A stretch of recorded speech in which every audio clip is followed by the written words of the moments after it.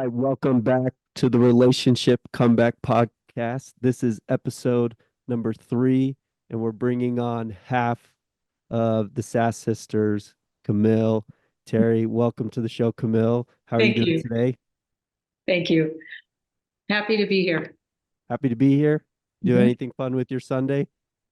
Not yet. This is Not the yet. fun. This is the fun. That's why we're doing this to hopefully bring y'all some fun on your Sabbath day of worship. So thank you so much for taking some time to come on today and be able to share some of your insights and wisdom. Camille's one of the coolest people I've met, especially kind of growing up into my adult years. She's been someone I really look up to in her ability to push through difficult things and to if anyone has a card to be able to complain or to feel sad, it's Camille, and she doesn't, and it's absolutely incredible. And I hope you guys have an open mind, and hopefully, what we discussed today will be able to help a lot of you as we kind of continue to get this relationship comeback, movement started today. And so we wanted to start today by kind of talking about because for a lot of people you come home from your mission or you start to take dating more seriously and you're like, okay, well, I envision I'll get married in a year or two and then I'll have kids and then and then all of a sudden the timeline starts to get pushed off or pushed back a little bit more and then further and further and further. And this is the case for anyone, when you're a little kid, you envision your life a certain way and you grow up and it's not. And I kind of wanted Camille to maybe just start off the conversation about because it starts to get really difficult when the life you envision is not what reality is. And so I thought it would be a good place to start. What is so difficult about that initially, kind of realizing, man, maybe the life that I wanted or that I prayed for or that I've been striving for my entire life, it's not happening. So maybe to kind of explain some of the difficulties behind that. And then afterwards, we can kind of dive into our what can we do to try and cope with that? What can we do to make peace with that? So you want to kind of share your thoughts on the difficulties behind that? Yeah. Yeah, for sure. So I was married pretty young. I was 22. And so I come from growing up on Disney movies, right? Like life, you get married and then it's happily ever after.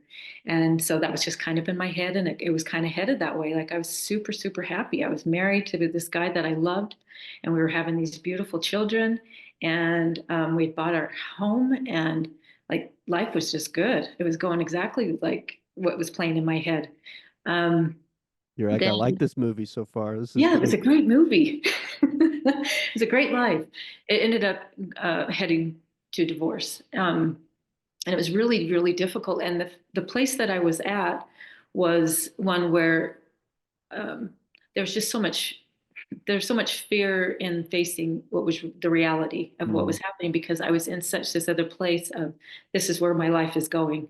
And oh, it's not. So what does that look like? I have no idea. It's so scary. Um, so it took some time to kind of get that acceptance and yeah and it does trip you up. You wonder, well, what did I do wrong? Like, I felt like I was doing everything I was supposed to be doing. Is if God punishing me? Like, did I do something wrong? um and then watching my kids get hurt through it too, like mhm. that was the worst part, honestly, is watching their hurt. um and thinking and so then it kind of ripples down to them too, like that's not the life they were expecting either. um There was a lot of financial distress. There was a lot of loss of hope. There was a lot of um, just wondering, honestly, I don't even know what to do. I don't know what step to take. I don't even know. Can I breathe? Mhm. How do I breathe? I don't even know how to do that anymore. Like everything is just, my foundation is taken out from underneath me. And so yeah, a lot of that going on.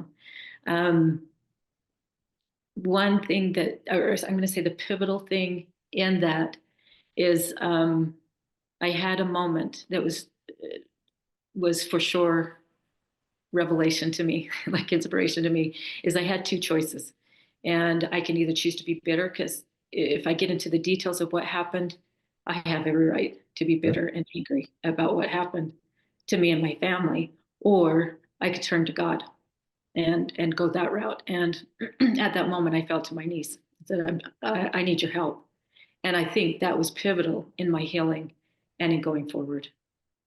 How do you, again, like, I think one of the hard things is, especially like when it's it's not your fault. I think that's what's hard. Like so many of my friends or family members, like I was listening to a podcast and they were describing someone that they had on, and it was another dating podcast, and they're like, this person is the greatest person I've ever met, and they have taught me that you can't earn the quote unquote, life that you've always envisioned, because if someone did deserve it, it would be that person or it would be this Yeah, person. yeah, yeah. How do you kind of shift the perspective to being like, I have every right to be, bitter or angry, to being like, I'm also going to try and find peace with this, or I'm going to try and move forward, because that bitterness is so heavy, and because it's, quote unquote deserved. And so I would be curious your thoughts on how did you shift that perspective? I know you said that in that moment, but then the next day, and then the next day after that, and then 3 years down the road, and then 5 years, and then 10 years. Like, how do you constantly kind of shift that perspective to be like, I have every right to be, but yet I'm going to choose not to? Yeah, that's a great question because it isn't just a one-time thing. That's for sure. But I feel like there was some power in that prayer that I gave that kind of kept the momentum going. I think there was help from the other side of the veil. I think that um, people came into my life like out of the woodwork. It was just incredible. Like people I hadn't seen for years came into my life and they were helpful at that time. And I think so. I would say the thing that kind of motivated me to keep going is seeing those things and writing them down. I've got notebooks of things that had happened that were for my benefit and that kept me on that track. And no, it wasn't every day wasn't a good day, and everything didn't go my way every day. But noticing those little things, um, tender mercies, if you will, in my life was that motivator to keep on that track because it gave me the confidence to keep going. It gave me that hope, that little bit of light to take that next step forward. Um, I would say too, like volunteering and helping people that were maybe in a step behind me, like they're Mhm. going down kind of the same road, but being able to help somebody behind me, I think was really helpful too. Well, how would you describe that experience of being able to go and help someone who, like you said, is in a step behind you? How did that shift your mindset on maybe why things had happened, or, just finding meaning from trial? Yeah, well, so before I went through what I went through, if I heard that somebody had been cheated on, say, I'd be like, oh, I'm sorry. That sucks. Yeah. Now, when I meet somebody that's gone through it, I'm like, I know that feeling. Like it makes me emotional to talk to Mhm. them because I'm like, I know that pain. And here's what helped me. Or, I know what kind of things can kind of help support you. And I think it's based on knowing that pain personally and deeply. Why do you think there's so much value to your own healing being able to do that? Because to me, that's one of the biggest reasons why I want to do this. Because I'm just like I'm so out of answers like at this point, and I'm like, for me, the biggest healing has come from these type of conversations, or even just listening to them. So I'd be curious your thoughts. Why do you think you're able to connect your own healing, or even maybe not even healing, but just processing or accepting kind of where you're at and how things have gone? Why do you think that happens when we are able to kind of engage in this type of dialogue where you're able to help other people, or even just explain some of your own, findings and learnings from these type of experiences? Yeah. So I think one good thing is taking something that's inside of you and getting it out. So talking about it, for one, I think is super healing. And then when you're helping somebody else, you're not thinking about yourself. You're outside of yourself and you're helping somebody else. And if you see um, them be relieved of some amount of peace, I mean, of pain for peace, um, I think that it comes back as healing to you or to me. When I do that, Mhm. that's how I feel. Like if I see somebody that I've helped, it comes back as healing to me. And I'm not exactly sure how that all works, other than it, I'm not thinking about myself. And I think when we're thinking about ourselves and we're in our own head and thinking, oh, poor me, it's harder to get to a healing place. I would be curious how has that dynamic happened with just between you and your kids? Like, have you seen some type of ability as you guys talk or discuss to be able to like kind of heal together? Is that something that you've seen has been able to work kind of as a family, or kind of, well, how's that dynamic worked? I think that's still in progress. Yeah. There's six of them, and they're all totally different individuals. And so they've all kind of done their healing in different ways. And some are a little bit ahead of others.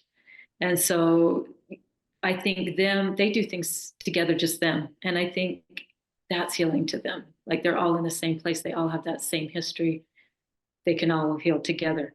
When I'm there, um, I I have tried to keep like the negative out of it and try to point out, you know, this thing that you do, I think you got that from your dad. This is a good Mhm. thing that he had. And I think that you got that from your dad.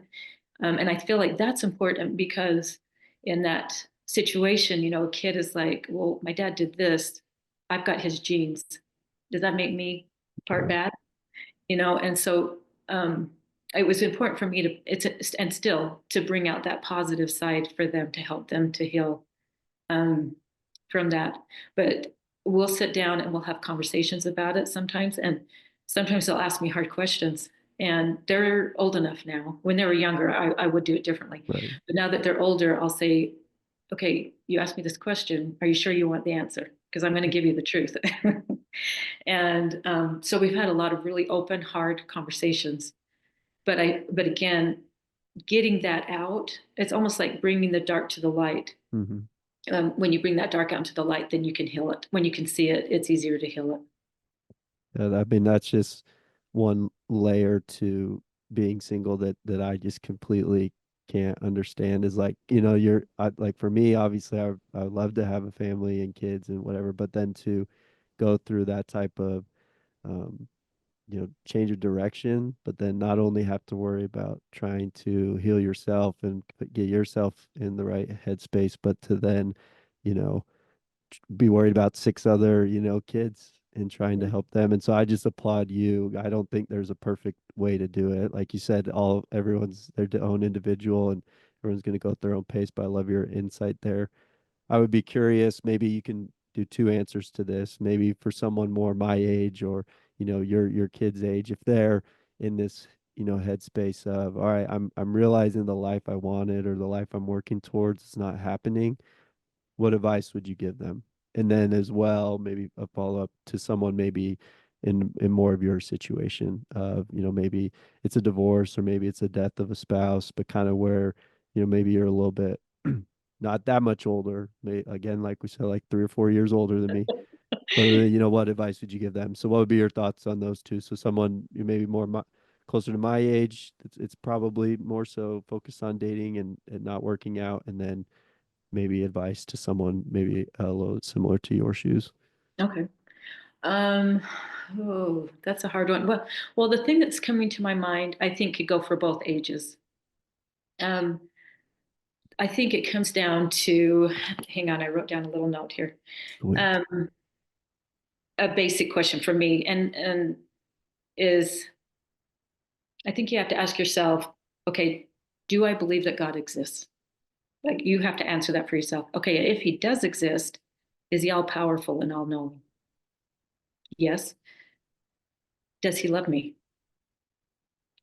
Do I trust him? And I think if you can answer those questions honestly in your heart, and if it's yes, then you trust him and you say, okay, what is it that I need to learn? Kind of a funny story along that line. Mhm. I just gone through kind of a hard breakup, and I'm kneeling in prayer, and I'm like, Heavenly Father, it's been 10 years. It's been like 10 years. Like, what is it that I haven't learned yet? And I'm Right. sorry. I wasn't being disrespectful, but I was just like, what is going on? Why do I have to go through all this? What is it that I need to learn? And I hear patience. And and I was like, you've got a sense of humor. This is hilarious. Any more You're like, patience? I've learned enough of that. I'm done. I'm ready. I've got that right now. Mhm. Anyway, so anyway, just I think asking those questions in a very soul-seeking way. Like if I know he's there and I know that he loves me, then there must be a reason behind it, right? Like you kind of have to step back um, and kind of get out of your head and have a broader view. Like what Mhm. between now and eternity, what is the plan here? Right. And I'm not saying that's easy because it's easy to say it like in one sense, but also I'm like, as I'm getting a few years older than you, I'm like, well, so does that mean like I have to look at the possibility of does that mean that I just live my life single? Mhm. And if it does, and I trust him, then that's okay. But there are times when I'm like, but things Yeah. are things are hard and scary, um, and so that's not all the time. But I would say that I think that's the advice I would give is like you've got to step back and look at the bigger picture and say, do I trust him? If I do, okay, where do I need to focus? What do I need to learn? And as I look back, from that hard um, breakup and having that funny conversation with him. um, I like that you describe it as funny because mine are not funny. Those I'm like, this isn't funny anymore. it wasn't funny going in, but I feel like he was kind of laughing with me. It's like, Mhm. Camille, I got you. Yeah. There's a plan. Stop worrying so much about it. But the thing that has happened since then is I've moved in to my own place.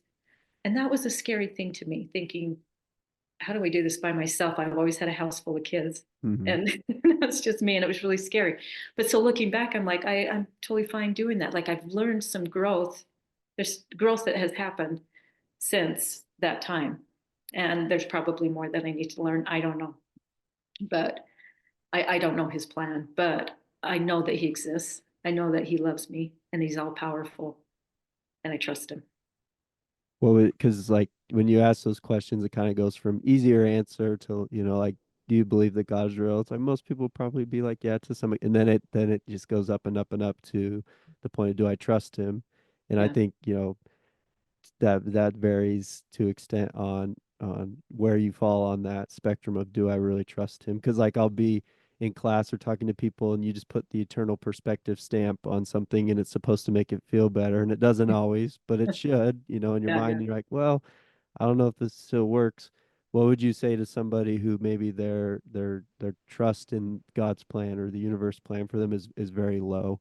What advice would you say on how to deal with maybe when your reality isn't shaping up to where you want it to be, or even what are things that you did to kind of rebuild that trust? Because I'm sure to some extent that trust in God's plan, it can ebb and flow. I'm sure yours wasn't always like 100%. Yeah. This really crappy thing happened. I believe, and I'm going to go bear my testimony that this is God's plan. Like I'm sure it ebbs and flows. So what advice would you give to somebody who maybe that's in a maybe lower stage because of what they're going through? Yeah. Why, that's a great question.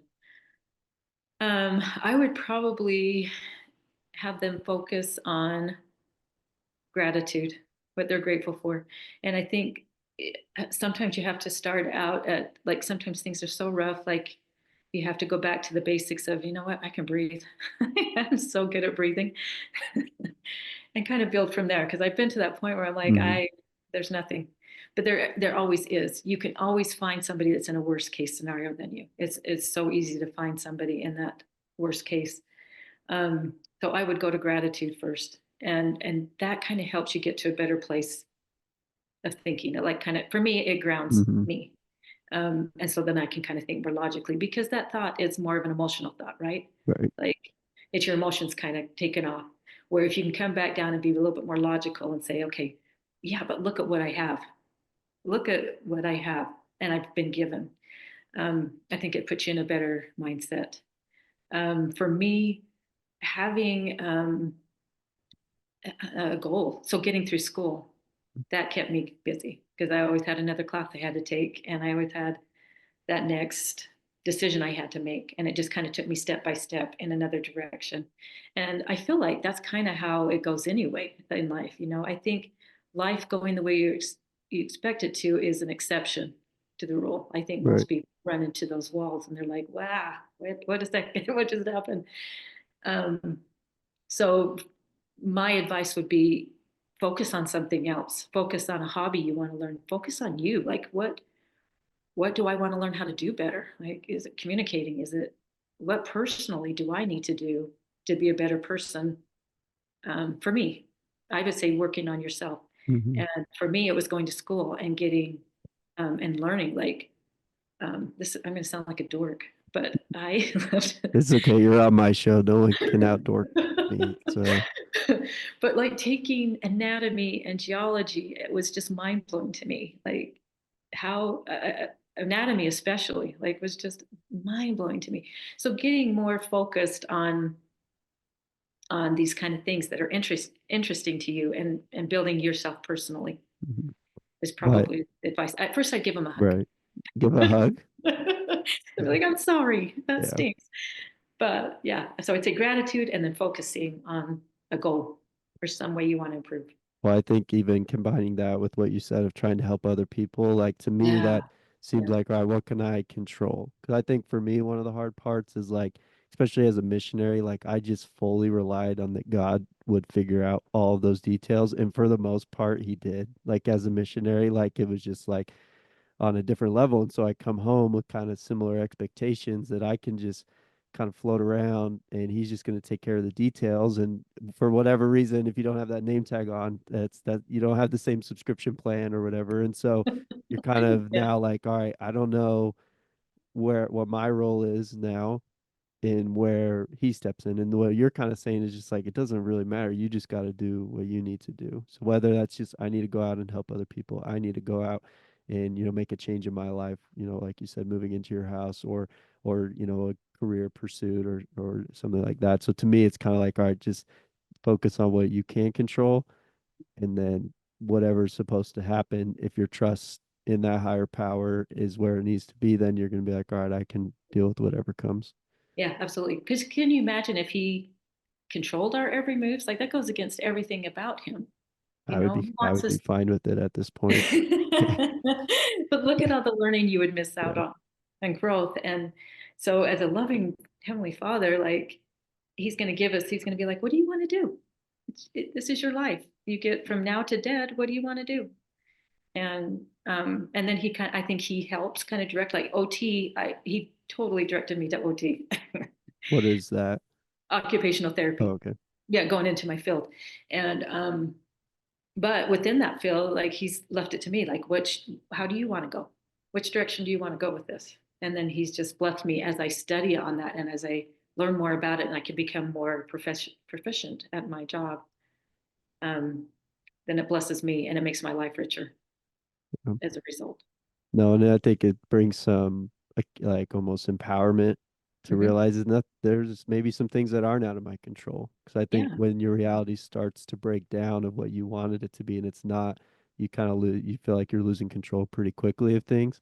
yeah, But to be able to recenter, whether it's helping somebody else, whether it's pursuing something that you love or it's a passion or a goal, like all of a sudden you're like, all right, I can take that back into my control. Like for me, that's what working out has done for me. Like all right, I can't control how this date goes. I can't control if they respond to me. I can control if I go and I work out today or if I eat healthy so that I can at least have something to control and put my energy into that I know what the outcome's going to be to some extent. So yeah, I love that. Yeah, that's I so would true. like to kind of maybe shift gears into throughout your lifetime, what have been some of the biggest differences or changes in dating that you've seen? Because like we've just said, like not like you're in the dating pool, your kids are in the dating pool, you've had lots of different types of experiences.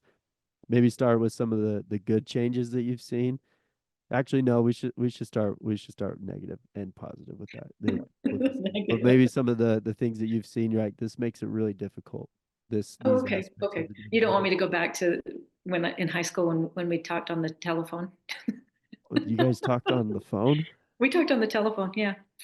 Um, But yeah, Keeping so in contact. obviously the apps are new and the online stuff. And I feel like there's good and challenges with that.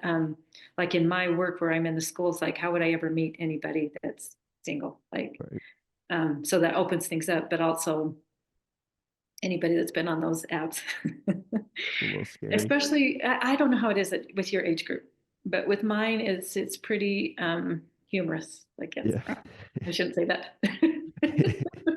Me and your mom get some good laughs out of it, but um, yeah. So I would say like the challenges um, is that like well. Um, so in my I don't know my age group is a little bit different because we've come through experience, right? Like so Mhm. coming through a divorce or a death of a spouse, then you've kind of got that kind of hanging on you, and then you're trying to start a new relationship with somebody else that's got their stuff too. Right. Where ideally, like in my mind, um, the ideal is to start out young and kind of dumb, and dumb's the wrong word, Right. naive, um, and learn together, and learn all that and go together. Where coming at it from my age, it's like, I know too much. I'm like, yeah, that's going to drive me crazy. Yeah. And it makes it, that's the challenge in it is like, I know that's going to drive me crazy because I've been married before and I know that that drives me crazy. And being in a place of maybe being um, more humble about it, I guess, and saying, well, yeah, I'm not perfect. So what do I have to offer? Or what can I do that would be less self-centered? If I'm going to be honest, what is going Mm-hmm. to be less self-centered? How can I um, what can I provide to this relationship? What can I provide instead of saying, what are they going to provide me? Mm-hmm. I think is that's the challenge. Is it's Why a do you total why do you switching. think our world like is so because again it's like well what can you provide for me it's like well what are you what are you bringing to the table too like Yeah. how do you think we balance that of because like you're saying like especially with kind of your dating experiences I'm sure you probably want to be as picky as possible you're like I'm not just going to bring anybody into my family or into my life because I know the hurt and damage that can come, when those type of people potentially betray your trust. So you're like, I want to be super picky. I don't want to just let anybody in, but I also have to realize, although you are very close, none of us are perfect. So how do you think we balance that of, all right, I want to be picky. I want to make sure that I'm letting people into my life that uh, provide value, but also not expecting perfection. Yeah. Well, I think that comes from maybe the other thing that we were talking about, like focusing on things on yourself, focusing on hobbies and things and building that self-esteem. I think being in a good place is going to help you make a better choice in who you're choosing to date. Um, so as an example, when I first went through my divorce, like there's this giant hole in my heart, and I'm just like, I got to fill that hole with whatever, whoever. Yeah. So I'm not going to make good choices there, right? Where I'm at now, I feel like I can make a much better choice, a much healthier choice in who I date. So I think that's key is being in a good place mentally and having that confidence in yourself and not depending on anybody. I don't believe in that you complete me thing. I Hmm. think that's false. In that you should have two healthy people coming together to make a whole that way. Um, or they're two wholes and they just come together and work together. With like two wholes coming together, I think one of the things that I see, at least in my age range, is you have these people that maybe want to get married, but they're like, I'm gonna wait until the perfect person comes around, and then it just never ends up happening. Yeah. I think that that's one thing that for me is really difficult about dating is trying to understand you know, where do my flaws rank up against other people and all this stuff. Oh, But I'd be curious, how do you balance the desire to get married, but to stay also patient and not being like, I'm just going to get married to the first person? Because I think to me, that's kind of what it seems like in our society is it's like black or white. You just have people, I'm going to just get married, do whatever. And mhm. then there's the whole, I'm just waiting Yeah. and it's never going to Yeah. happen. So how do you think we try and find a better balance between those two of like, all right, obviously I do want to get married, but I don't want to just jump into it type of deal. Yeah.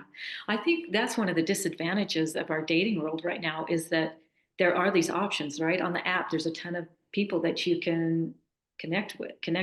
Hmm. I think about like my great great grandma who was arranged marriage, and I'm like, well, but they made it work, Yeah, but I wonder what she'd say today about it. Like, because she didn't have any of those options. But and so I think that that kind of opens up this thing of like, well, I have all the options, so I can choose.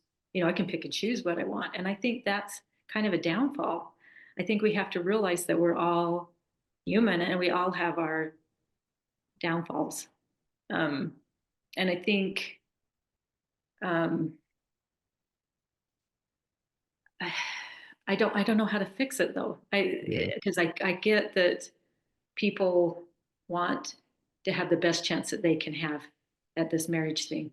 I think that part of the problem too is divorce is so prevalent that that's become an out, so to speak. I don't know. I don't know that anybody goes into a marriage saying, "Well, I can get out of this if I need to." But yeah. I think that, but because it's like growing up, I didn't know anybody that was divorced, you know, Really. and so that didn't even cross my mind. And I think that was part of the shock of it all. Is like, what does that even look like? I don't even know.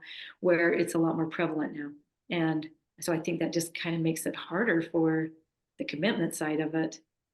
Um, going into it. Like I feel like I don't know how to educate on it or how to Hmm. fix that.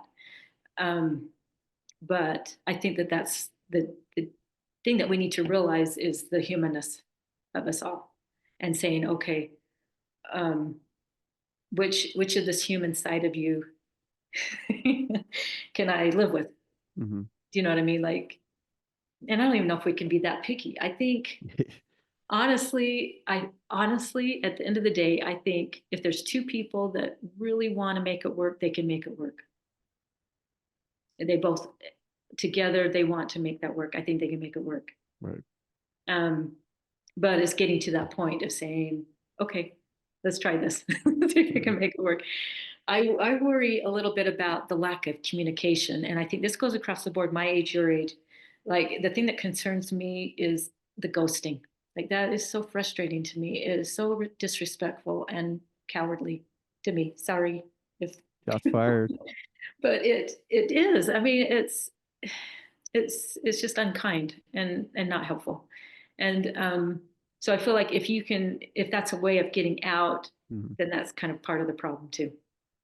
Yeah, me and my friends and people in the trenches with us will talk all the time of like, all right, whether you go on a date with somebody and then especially when you're on the apps, like me and my buddy will talk about it. You'll go on a date or you'll match with somebody and then you'll come back home and you'll get right back on the apps and start swiping to be like, could I get better? Yeah. Could I do better? And it's so hard to like what you're saying, be super intentional while dating, especially on the apps, to be like to get out of that headspace. Yeah. Because you're like, okay, well, maybe I don't like the certain thing about them, or I don't. And that this is the big disadvantage of these apps. Like you're saying, our great grandparents, whatever, they probably had four options. They're like, all right, let's just make it Exactly. work. They made it work, and now And we're like, maybe if you could list on the dating app, these are like my worst flaws. I don't And then want you could people to go know through it and those. choose from there. But they're always their best pictures, right? And Yeah. they're the best things about them. And so, yeah, that's hard. What do you think? Because and again, the hard part, like you're saying, there's not a prescriptive like, okay, this is how you balance where you can pick what you want versus what you don't, and then you can decide. Like it's ultimately fully on your agency to choose. I think that to me is scary, and I think that's why people don't want to choose because they don't want it to be their fault. Yeah, What yeah. advice would you give someone when trying to decide, like, okay, I do like this person, maybe I want to pursue this more seriously, or even just the idea of I'm going to choose this person to get married to? What advice would you give when it comes to making that decision? Ideally, I would say, and hopefully this doesn't make me sound crude, but I would do counseling. Like if they were Prior to. getting married or whatever? Uh-huh. Yeah, for sure. And I was specifically on communication. Because if you're in that place and you're both communicating right, like you're going to get to the bottom of it, right? Like if you have that good, clear communication between each other and you have good follow-up questions and active listening Yeah. skills, like you're going to be able to work through that. Where I think a lot of people lack that. And I think that's where a lot of the issues stem from.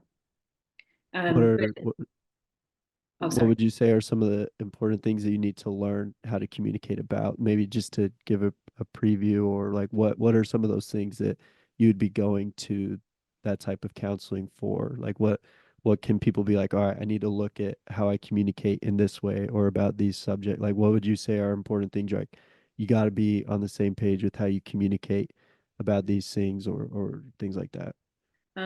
Well, you've got to figure out, I guess, well, I think you can find this out in counseling too, but you're going to come across conflict. And how do I react to conflict? How do I address conflict? And being able to work through conflict, I think, is huge, huge. Because a lot of people like to dodge it and push it under the rug. But if you can communicate it effectively, it doesn't mean that it's going to be um, this calm conversation. It doesn't have to be, but the fact that you can work through it and move beyond it, I think is a huge thing. So I would say like finances, finding out how many kids you want, like deciding that beforehand is like um, even religion can be a part of that. Like Hmm. how do you see that coming? But I'm trying to think of any conflict. I've had lots of conflict, and I've You're like, and I'm an but expert. I should have a have a but full list like here. in dating and talking to different people and the way that they react. There are some people that um, it was good for me to see a conflict come up because they would explode, and I'm like, yeah, I don't want that. Hmm. Or other people that would push it under the rug, and I'm like, I don't want that either. I want to be able to talk about it, and I want to be able to work through it. There's a certain amount of connectedness that comes, or vulnerability that comes when you have that kind of conversation and you can connect deeper, having come through that. So I think that it's good on twofold. One, you've worked through the conflict, it's out of the way, or it's dealable. And two, you've got that connected vulnerability. How do you for me, like I was obviously not never got married. I've been in a couple serious relationships. Like I to me, I try and be a very good communicator, but early on in dating, to me, it seems like you can't have a serious conversation or you can't like set expectations too hard because then potentially it's like, oh, they're moving things too forward. You're like, no, no, no, I'm literally just trying to communicate because I don't that's what I've learned is super important. How do you think you can do that better in early on dating, maybe first, second, third dates? How do you create a better environment surrounding communication without fully being like, hey, let's talk about how many kids we want on the second date? Like how do you think we Yeah. can create a better environment surrounding communication so we can avoid like what you were saying prior, like ghosting? Like to me, that's just like I'm not perfect. I'm sure I've done it. I really try not to, but like we let's get rid of that. So what do you think we can do, especially early on in dating, to try and shift from a maybe very I'm looking for reasons to not be here or to not go out on a second date to I want to go on this date to figure out how I communicate with this person to see if we're Yeah. compatible in Yeah. the important things. Yeah, I love that attitude. I think that there, so in this relationship that I'm in, we started one of our first couple of dates. He brought this card game and it had different questions and it had different levels, like we're friends and then up to getting ready to get married questions. Hmm. And so we just asked him, and they're just general questions that but they got you thinking and got you communicating about stuff that's interesting about each other, but not too personal. And then you could kind of move up from there. And I felt like that was really helpful to start that conversation, um, and just kind of see how we communicated. Like, could we continue that conversation, or would it kind of end there? Or would it get awkward, or Hmm. whatever? Like, you can just kind of see how the conversation would go and how they would react, how I would react, even. Yeah. Because that's one thing that I found is like there are some people that um, and you've probably noticed this too. There's some people that you instantly disconnect and you can just talk about everything, and it's And then great. they There's some ghost you. people that No, are I'm just kidding. And then there's some that it's more difficult. It's Mhm. really difficult to have that conversation. So I think, and you don't have to have the card game. Like you could even look online and find questions, a list of questions, I'm sure. Um, you can have AI Sure. come up with something. I've always thought it would be cool to have an app that would just do it for you. Just you could it could be like whatever a date app, and it just pulls up questions to talk about Yeah. throughout the day. Because that's what I've heard from a lot of girls is they're like, I'm going on these dates and these guys don't know how to talk or how to hold a conversation. Again, I have a podcast, so clearly I probably talk too much. That's probably my issue. But like I think kind of those type of questions like you're saying to all right, questions that will help you get to know each other for a first date or a second date or a third date, kind of appropriate to that in a way that is safe and it's not Mhm. it doesn't feel like forced or pressured. But I think yeah, it's hard to do that on a first, second, or third date to try and gauge where you're at with those things. Yeah.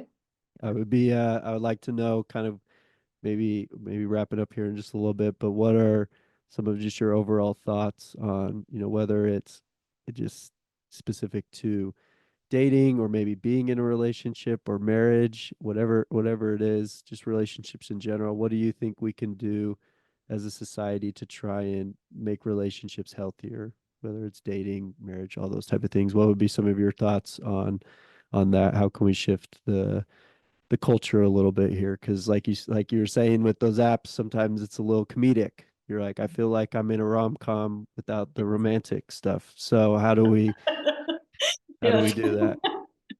That should be on a t-shirt. Um, I would say like, and it sounds really simplistic, but if you break everything down and if we would just be less selfish and self-centered. I heard once, I think it was on a podcast where they said, in a marriage situation, if you woke up every morning, if you and your spouse woke up every morning and said, "What can I do to make this person happy? They're married to me today." And if you woke up with that attitude every day, like how could it ever go wrong? It's the service aspect, thinking about somebody else and them being happy. There's that connectedness. Um, them happy that you've done this nice thing for them. There's that connectedness.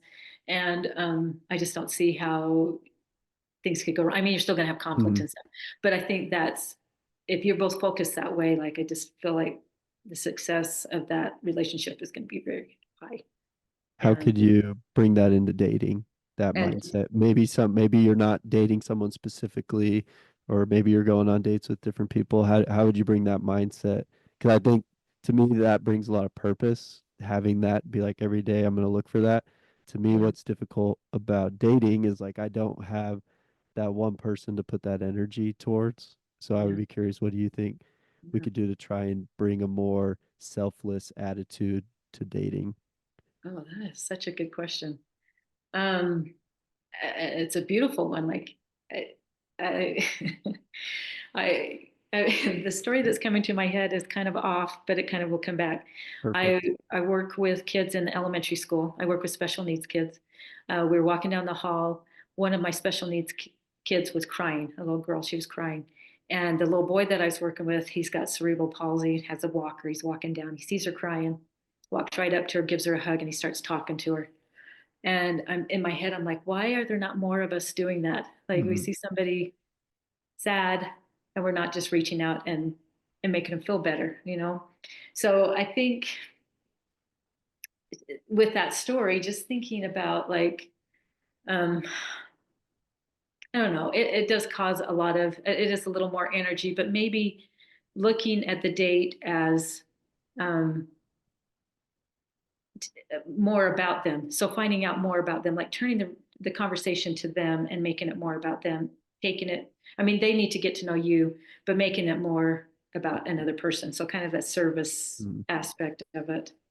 Um, I feel like that would be one way. Um, I think being honest, even, avoiding that ghosting thing. Truth is the kindest. And I Mhm. feel like that is something that I would add to that list. Yeah. Being truthful, if you don't want to date them, be nice about it, but that is not telling them is unkind. Mhm. Telling them is not going to feel good, but it's going to be more kind than not telling them. So How do you, because for me, Like I'm very good at, this is gonna invalidate whatever comment I'm about to say. I'm very good at turning outwards, which makes me seem very prideful, so it probably means I'm not actually that good at it. But to me, I find a lot of value in helping out other people or focusing on like I'm gonna go on this date and I'm gonna make this girl feel awesome. We're gonna have so much fun. I'm gonna get to know her. I want to make sure she has a great time, whatever. And then I'll come back home and I'm like I don't treat myself that way. I don't think very frequently. What have you found to be helpful when maybe you don't have that person there, when maybe like your kids aren't there, it's you're like I just come home and it's just me in my townhome and it gets kind of scary and I got a bat by my bed because who knows what's going to happen. What do you do to try and build that type of relationship with yourself to be like I'm gonna show up for me today, or like you said, what can I do to show myself that I love my life today, or whatever it Oh, might be. I What have love you done to try that. and do that? I need to do that more. But what I'll typically I'll do is I've learned that I have a few activities that I really love. And so if it's been a bad day or whatever, I'm like, well, I'll get on. I'm going to sign up for this yoga class because I know I'd love it and I know I feel good afterwards. And I just kind of make a plan in the future. Sometimes I don't know that this works for everybody, but journaling is really helpful for me. And just to get it all out on paper, get it out of my head onto paper is really helpful. And then burning it. You will burn it? I burn it, yeah. Um, Not in my house, but I burn Okay. it. I have a big bonfire. But that is really helpful for me to just get it all out. And because again, it's that emotion, right? It's the emotion that's saying I'm bad. I'm not as good as everybody else. It's not who you are. It's just Mhm. that emotion. It's that thinking. And I think there's some truth. I think there's a lot of truth in the eye finds what the mind is looking for, right? So if you're thinking I'm bad, you're going to find all the evidence of I'm bad. If you're thinking it's them, whatever it was, it's their thing. Mhm. I'm going to find things that are good about myself or good things that I want to do, things that make me happy. Yeah, I ask these questions because I don't know the answer. Like to me, like I started a journal probably like 2022, and I kind of just labeled it as my wife journal, and I would just write to her because I'm like I gotta find some way to connect to you because I'm going freaking crazy. And what's hard is like some of even those things like my outlets or like for me things I enjoy sports or whatever. Like some of these outlets have turned kind of negative where like I don't like writing in that journal very much anymore. 'Cause I just feel like I just start complaining and to me Yeah. I don't feel like it's very helpful. Or like when sports go bad, then I'm like, well now my life is terrible because I'm not married and North Carolina lost and the Raiders don't have a quarterback and it just seems to pile on. But I think like you Yeah. were saying, you gotta try and also look for the good things too, which is easier said than done. And sometimes the bad things do outweigh the good things. But one thing I have noticed is there's always at least enough good things to keep you going. And to me, like at the moment you lose sight of those even a little bit, life becomes really hard because then the bad things really do start to outweigh the good things if you do stop noticing those. Yeah, yeah, absolutely. And one thing I was going to say with that, like I had a therapist that I said, I wrote down everything. Like I was so angry and I had Mhm. written down everything. And she said, okay, now take a breath and now write everything you're grateful for. And it just totally shifted things for good. So yeah, I think there's a lot of power in finding those things to be grateful for. Can I ask you what have you found most helpful as a outlet to that anger or that frustration or that confusion? Because I think it's nice to write down a gratitude journal or whatever, but like sometimes it's like, man, I got real hurt here, and you mentioned a therapist or whatever, but like what have you found to be helpful outlets to that frustration that sometimes we just can't get out on our own or things like that? Yeah, that's a great question. So doing something physical is always good for me. So running or um, whatever, running was probably the best one for me. Hmm. Being able to get out and run and exercise and just get that out of me physically and mentally. Being able to talk to somebody is huge, huge. Um, because again, you're just holding out all this stuff. So you have to get it out to release that. heaviness, I think.